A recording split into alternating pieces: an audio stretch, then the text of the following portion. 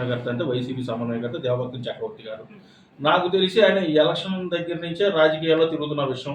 నాకు అంతకుముందు ఆయన ఎక్కడ కనపడలా.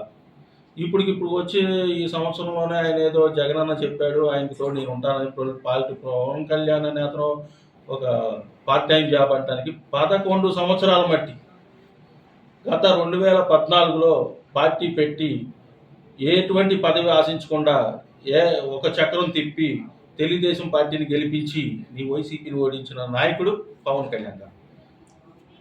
అదే 2019 పవన్ ఒక వాస్తవం ఇంకో విషయంగా చెప్పాలంటే మీరు గెలవటానికి కారణం కూడా పవన్ కళ్యాణ్ గారికి. రెండు విడిపోయాం.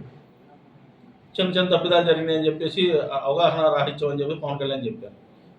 కానీ ఆ తప్పు మళ్ళీ జరగకూడదని చెప్పేసి పవన్ కళ్యాణ్ గారు ఓటు చీలకూడదని చెప్పేసి ఈ రోజు వరకు కూడా కూటమి ప్రభుత్వం బలంగా ఉండాలి, రాష్ట్రం అభివృద్ధి చెందాలి, మా నాయకులు కార్యకర్తలు ఎవరో ఎన్ని ఇబ్బందులు పడినా రేపొద్దున రాబోయే రోజుల్లో రాజకీయంగా రాటు తేలుతారు, వీళ్ళందరికీ అవగాహన అవసరం అనే విధంగా పవన్ కళ్యాణ్ గారు ఏది చేసినా నిక్కచ్చిగా గట్టిగా ఉంటుంది.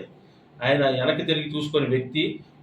పార్ట్ టైం జాబ్ అనే అతను 11 సంవత్సరాలు పెట్టి పార్టీని పోషించుకుంటారా? ఒక ఎమ్మెల్యే వెళ్ళిపోయినా కానీ నిలబడి మన ఇప్పటం గ్రామ సభలో ఎదురు నుంచొని మీరు తన్నే దాకా వస్తే 2 చేతులు కట్టుకొని రొమ్ము విరిచి నిలబడిన వ్యక్తి పవన్ కళ్యాణ్. అలాంటి వ్యక్తి మీకు పార్ట్ టైం జాబ్లా కనపడుతున్నారా? ఆయన వల్లే కదా వాళ్ళు మీరు ఈ స్థితికి వచ్చింది.